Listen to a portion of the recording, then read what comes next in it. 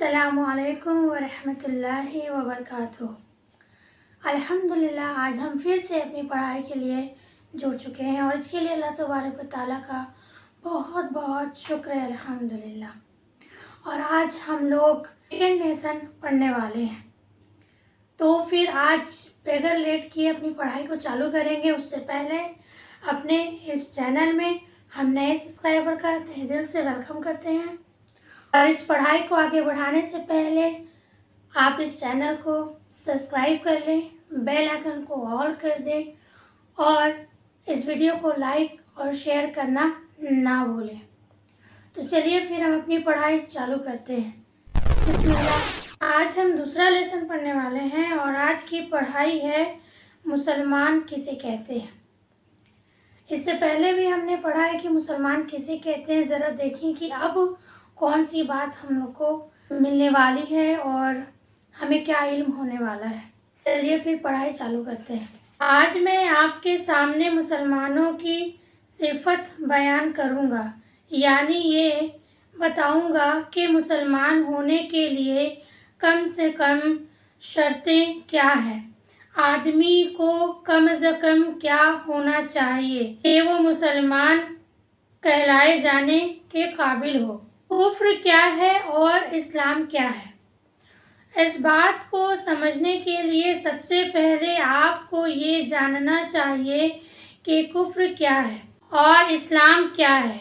कुफ्र ये है कि आदमी खुदा की फर्मा बरदारी से इनकार करे और इस्लाम ये है कि आदमी सिर्फ खुदा का फर्मा बरदार हो और हर ऐसे तरीक़े या कानून या हुक्म को मानने से इनकार कर दे जो खुदा की भेजी हुई हिदायत के ख़िलाफ़ हो।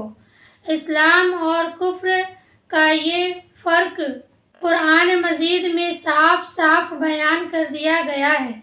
चुनांचे इरशाद है सूरा अल-माइदा 44, यानी जो खुदा की उतरी हुई हिदायत के मुताबिक फैसला ना करे, ऐसे ही लोग दरअसल काफिर हैं। यानी कि जो खुदा की तरफ से उतरी हुई हिदायत है उसके मुताबिक फैसला करना, वही इंसान मुसलमान है। जो अल्लाह के बताए हुए हिदायत के मुताबिक फैसला करता है और जो नहीं करता वो काफिर है। तो अब आगे पढ़ते हैं।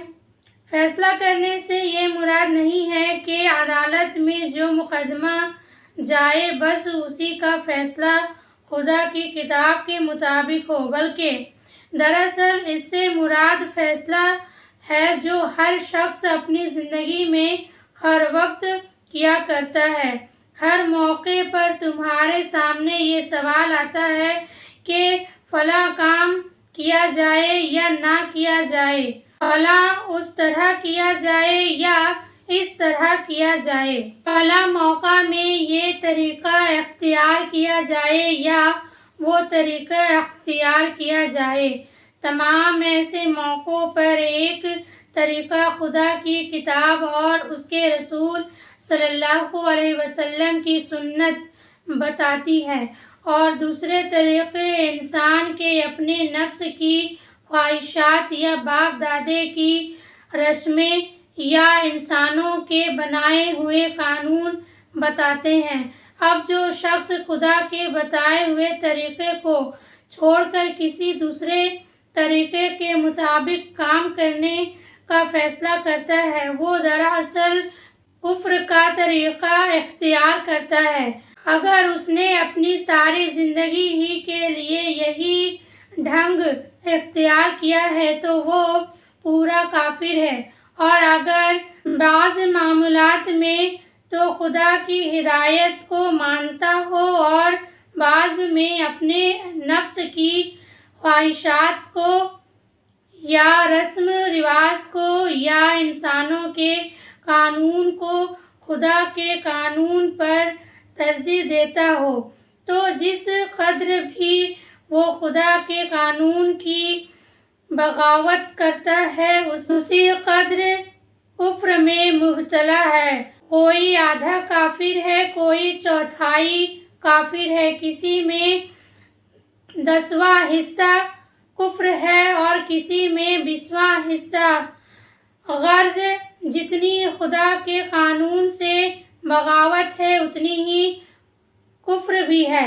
यानी कि इसका मतलब ये है कि अल्लाह रब्बुल इज़्ज़त ने जो हिदायत हम तक भेजी है तो उसके हिसाब से हमको फैसला करना। तो ये फैसला सिर्फ अदालतों का नहीं है, ये फैसला अपनी ज़िंदगी का हर वक्त का है कि अपनी ज़िंदगी का हर काम हम किसके हुक्म के ताबे करते हैं और किसके हुक्म के अनुसार अपनी ज़िंदगी को गुजारते हैं।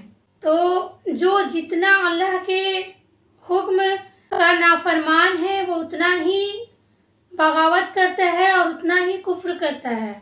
इसका मतलब ये है। चलिए फिर आगे पढ़ते हैं। इस्लाम इसके सिवा कुछ नहीं है कि आदमी सिर्फ खुदा का बंदा हो, नफ्स का बंदा, ना बाप दादे का बंदा हो, ना खानदान और ना कबीले का बंदा हो, और ना मौलाना साहब और ना पीर साहब का बंदा हो, ना जमींदार साहब और तहसील साहब और ना मिनिस्टर साहब का बंदा हो, ना खुदा के सिवा किसी और साहब का बंदा हो। कुरान मजीद में इरशाद है, सूरह आले इमरान और आयत नंबर 64, यानी ऐ नबी अहले किताब से कहो कि आओ हम तुम में एक ऐसी बात पर इत्तिफाक कर लें जो हमारे और तुम्हारे दरमियान एक सा है, यानी जो तुम्हारे नबी भी बता गए हैं और खुदा का नबी होने के हैसियत से मैं भी वही बात कहता हूँ। वो बात ये है कि अल्लाह के सिवा किसी के बंदे बनकर ना रहें, दूसरी ये कि खुदाई में किसी को शरीक ना करें, और तीसरी बात ये कि हम में कोई इंसान किसी इंसान को अल्लाह के बजाय अपना मालिक और अपना आका ना बनाए। ये 3 बातें अगर वो नहीं मानते तो उनसे कह दो कि गवाह रहो हम तो मुसलमान हैं, यानी हम उन तीनों बातों को मानते हैं। यहाँ पे हमने ये समझा कि एक इंसान सिर्फ अल्लाह का बंदा है, सिर्फ अल्लाह का बंदा, अल्लाह का गुलाम। अल्लाह के अलावा वो किसी का बंदा नहीं है, किसी का भी बंदा नहीं है। जैसे कि हमने पढ़ा कि बाप दादे, खानदान और इस तरीके से वो जिसका भी अपने आप को बंदा इस दुनिया में बनाता है। हकीकत ये है कि इंसान अल्लाह के सिवा किसी का बंदा नहीं है, लेकिन वो अगर अपने आप को अल्लाह के सिवा किसी का बंदा बनाता है तो वो बगावत करता है और वो गलती करता है।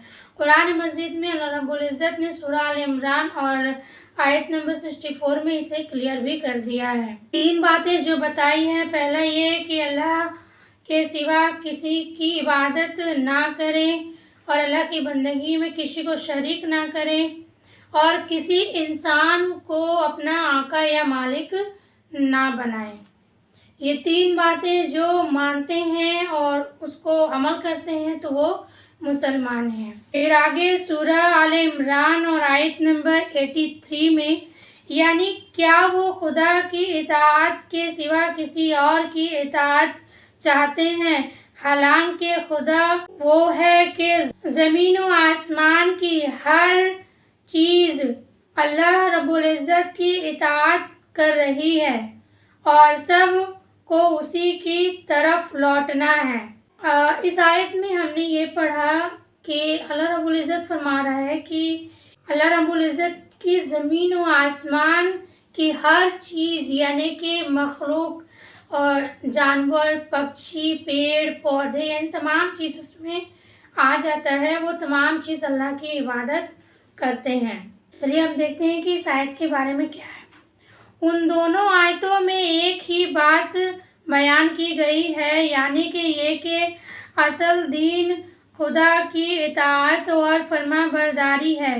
खुदा की इबादत के मानी ये नहीं है कि बस 5 وقت اس کے آگے سجدہ کر لو، بلکہ اس کی عبادت کے معنی یہ ہے کہ رات دن میں ہر وقت اس کے حکم کی اطاعت کرو، جس چیز سے اس نے منع کیا ہے اس سے رک جاؤ، جس چیز کا اس نے حکم دیا ہے اس پر عمل کرو، ہر معاملہ میں یہ دیکھو کہ خدا کا حکم کیا ہے، یہ نہ دیکھو کہ تمہارا اپنا دل کیا چاہتا ہے، تمہاری عقل کیا چاہتی ہے، باپ دادا کیا کر گئے ہیں، خاندان کی مرضی کیا ہے، جناب مولوی صاحب قبل اور جناب پیر صاحب قبل کیا فرماتے ہیں، اور فلاں صاحب کا کیا حکم ہے، اور فلاں صاحب کی کیا مرضی ہے۔ اگر تم نے خدا کے حکم کو چھوڑ کر کسی کی بات بھی مانی تو خدائی میں اس کے شریک کیا، اس کو وہ درجہ دیا جو صرف خدا کا درجہ ہے، حکم دینے والا صرف خدا ہے۔ ان الحکم الا اللہ، بندگی کے لائق تو صرف وہ ہے جس نے تمہیں پیدا کیا اور جس کے بلبوتے پر تم زندہ ہو، زمین اور آسمان کی ہر چیز اسی کی اطاعت کر رہی ہے، کوئی پتھر کسی پتھر کی اطاعت نہیں کرتا، کوئی درخت کسی درخت کی اطاعت نہیں کرتا، کوئی جانور کسی جانور کی اطاعت نہیں کرتا، پھر کیا تم جانوروں اور درختوں اور پتھروں سے بھی گزرے ہو گئے ہو کہ وہ تو صرف خدا کی اطاعت کریں اور تم خدا کو چھوڑ کر انسانوں کی اطاعت کرو۔ یہ ہے وہ بات جو قرآن کی ان دونوں آیتوں میں بیان فرمائی گئی ہے۔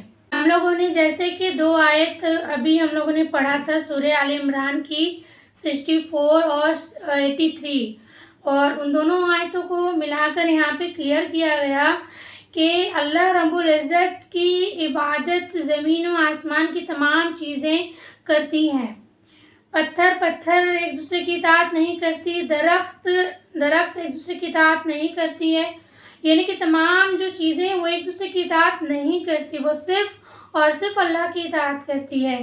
تو یہاں پہ ہم سے یہ پوچھا جا رہا ہے کہ جب زمین و آسمان کی تمام چیزیں صرف اللہ کی اطاعت کرتی ہیں تو پھر ہم کیا ان سے بھی گئے گزرے ہیں کہ ہم اللہ کو چھوڑ کر کسی اور کی اطاعت کرتے ہیں؟ بالکل، یہ بہت بڑا کوشچن ہے، اور یہ بہت شرم کی بات بھی ہے کہ جس کے اندر جان نہیں ہے وہ اللہ کی اطاعت کرتا ہے، کیونکہ ہم تو زندہ ہیں، ہم سمجھ سکتے ہیں، ہم بول سکتے ہیں، ہم چل سکتے ہیں، لیکن وہ پتھر تو نہیں کر سکتا، وہ درخت تو نہیں کر سکتا، لیکن پھر بھی وہ کس کے اطاعت کرتا ہے؟ اللہ رب العزت کی۔ اور ہم انسان سمجھ رکھتے ہیں، اس کے باوجود ہم اللہ کے علاوہ کسی اور کی اطاعت کرنے لگتے ہیں۔